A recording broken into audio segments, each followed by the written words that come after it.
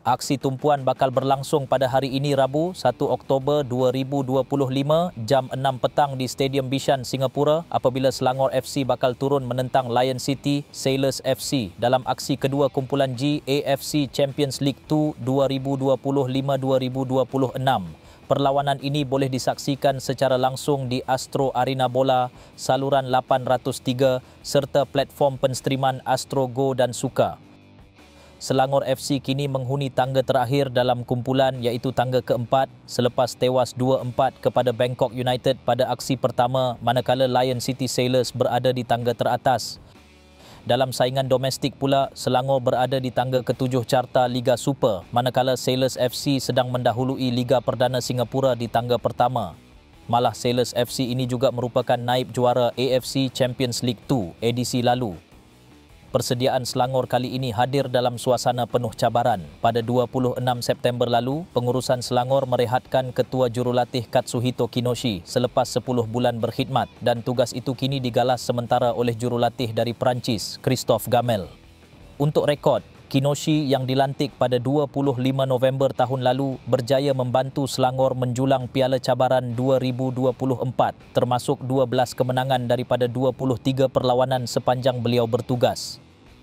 Dalam pada itu, jurulatih sementara Christophe Gamel ini merupakan ketua jurulatih pasukan Selangor 2 yang mana Selangor 2 kendaliannya itu telah merangkul 4 kemenangan dan 1 keputusan seri dalam 5 perlawanan Liga Semi-Pro A1 musim ini.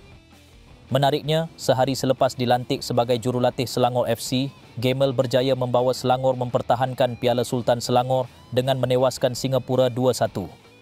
Untuk perlawanan malam ini pula, walaupun hanya sempat mengendalikan 2 sesi latihan, Gamel menegaskan tiada alasan untuk mereka tidak berjuang habis-habisan. Namun, beliau mendedahkan bahawa Selangor kini berdepan masalah kecederaan beberapa pemain utamanya. Dalam pada itu, nama William Lira kebelakangan ini kelihatan seolah hilang daripada skuad dan padang latihan. Kali terakhir beliau beraksi ketika Selangor menentang Terengganu FC sebelum peranan utama penyerang dipikul sepenuhnya oleh Grigor Moraes. Jurulatih tidak pernah mengulas, namun wartawan Astro Arena, Fina Nasrom kali terakhir pernah mendedahkan sebelum aksi berdepan Bangkok United bahawa Lira sedang mengalami kecederaan lutut. Apapun, walaupun prestasinya sering dipertikai penyokong, kehadirannya sebenarnya penting kerana Selangor tidak boleh terlalu bergantung kepada Grigor yang adakala perlu juga direhatkan. Antara lain, menurut portal Majority, jurulatih Christophe Gamel difahamkan sedang mempertimbangkan untuk memanggil pulang 2 pemain pinjaman iaitu Alex Agyarkwa yang sedang bermain bersama Negeri Sembilan dan Safuwan Baharudin yang bersama Lion City Sailors. Jika benar, maka ia pastinya bakal memperkuat barisan Selangor yang kini kekurangan pemain, sebagaimana Katsuhito Kinoshi pernah menyatakan perkara itu hingga menyebabkan sukar untuknya melakukan penggiliran ketika jadual padat.